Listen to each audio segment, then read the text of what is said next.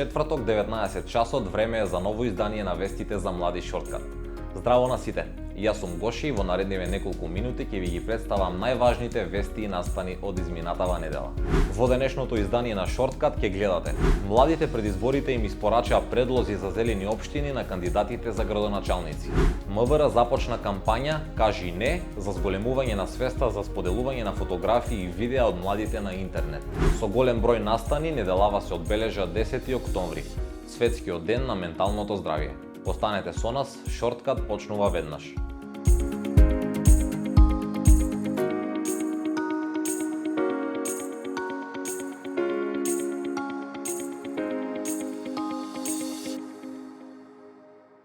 На 17 октомври ќе се одржи првиот круг од локалните избори во земјава, на кој ќе се избираат нови градоначалници и општински совети. Во изминатиот период, еколошкото здружение Go Green работеше на собирање идеи и предлози за зелени општини од младите, кои беа доставени за исполнување до кандидатите и кандидатките за идни градоначалници. За тоа кои се барањата на младите луѓе од општинските раководства во наредните 4 години, како и повеќе детали за проектот на Go Green може да дознаете од следниот прилог. Младите имаат конкретни барања и предлози за тоа како нивните општини да станат поеколошки и позелени во иднина. Еколошкото здружение Go Green во април годинава започна со спроведување на проектот Младински дигитален екоактивизам за зелени општини, во кој беа вклучени младите од општините Карпош, Кисела вода, Чаир, Аеродром, Прилеп и Куманово. Преку дигитален прашалник ние собравме предлози, повеќе од 600 предлози од млади лица, кои што ги доставија до нас изминатиот период, и преку формирање на зелени комисии во секоја општина ние изфилтриравме по 10 од прилика најдобри, кои што потоа ги доставивме до кандидатите градоначалници. Меѓу бројните проекти што ги предложија младите се и поставувањето на канти за селектирање на отпад во Карпош, поправка на фонтаната во паркот во Чаир, расчистување на дивите депонии во Новолисиче и изградба на велосипедски патеки во Куманово. Бисера Батаклиева е една од младинските активистки и членка во Зелената комисија во Карпош, која беше вклучена во изборот на доставените предлози од младите во оваа скопска општина. Од понудени 100 предлози, јас заедно со комисијата од Карпош имавме обврска да ги избереме 10 најдобри. Тие најдобри беа поставување на дрворед околу Ситимол, да се постави систем за селектирање на отпадот, што беше доста важно, да се постави компостара, што не е исто така толку многу важно, сакаме да се постават велосипедски паркинзи, да се обнови мостот кај Обединети нации. Бисера вели дека достижна е реализацијата на овие проекти, бидејќи идниот градоначалник има 4 години за работа. Од Go Green вела дека по избраните проекти од страна на младите, во предизборниот период следел процес на подпишување меморандуми со кандидатите и кандидатките за градоначалници. Во процесот на подпишување се вклучија околу 20 кандидати и кандидатки за градоначалници од повеќе политички партии. Истите тие се заложија дека во наредниот период, доколку станат градоначалници, ќе ги исполнат барањата на младите. Инаку младите очекуваат нивните конкретни барања и заложби да бидат исполнети од идните градоначалници и градоначалнички во 6 општини. По завршувањето на локалните избори, ние планираме заедно со младинските совети и младинските службеници да ги подсетуваме градоначалниците за заложбите и за барањата на младите, и тоа е одлична можност младите да се вклучат и да го дадат својот допринос во креирањето на младинските политики понатаму. Бисера очекува идниот градоначалник во Карпош да го исполни она што е побарано од младите. Сметам дека со овој проект го покажуваме гласот на младите. И сметам дека тој што ќе биде градоначалник ќе го слушне овој глас на младите и се надевам дека ќе ги исполни сите предлози кои што ги понудивме. Сум сигурна дека барем еден ќе исполни. Go Green во рамките на проектот изработија и посебна брошура со која младите имаат можност да научат што се тоа зелени општини и кои се демократските алатки за вклучување на младите кон промени во општините. Проектот Младински дигитален екоактивизам за зелени општини на Go Green е финансиран од фондацијата Хайнрих Бол. Ние ја продолжуваме емисијата со новата кампања Кажи не, која Министерството за внатрешни работи ја започна во соработка со Европол и со полициските власти од 5 земји од регионот. Кампањата има за цел да им укаже на децата и младите за опасностите и последиците што може да произлезат од комуникацијата со непознати лица на интернет. Со кампањата ќе се зголеми свеста за споделување на фотографии и видеоматеријали од младите на интернет кои може да доведат до сексуална злоупотреба на децата на интернет. Ваквата злоупотреба остава далекусежни последици врз жртвата, која мора да живее со сознанието дека фотографиите и видеата добиени преку злоупотреба на доверба може да се шират на интернет во секое време и да бидат достапни за секого. Од МВР објаснуваат дека за време на пандемијата на COVID, побарувачката за снимки од сексуална злоупотреба на деца во некои земји на Европската Унија се зголемила за 25%.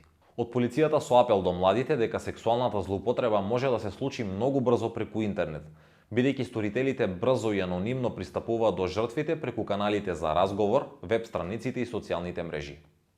Емисијата ја продолжуваме со уште една наша тема за неделава, која е поврзана токму со менталното здравје. На 10 октомври се одбележа Светскиот ден на менталното здравје, а неделава во земјава се одржаа голем број на настани кои го истакнаа значењето на менталното здравје на младите. На оваа тема зборувавме со Софија Стојановска од Сдруженијето Младите можат, а повеќе информации на темава може да дознаете од следниот прилог. Менталното здравје е важна тема за која младите меѓу себе разговараат. Тоа е базата од која почнува секој млад човек и затоа е важна превенцијата од ментални болести.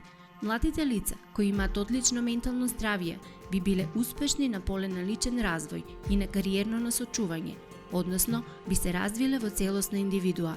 Тие го направија првиот чекор во однос на отвореноста, да зборуваат за сопствената ментална хигиена.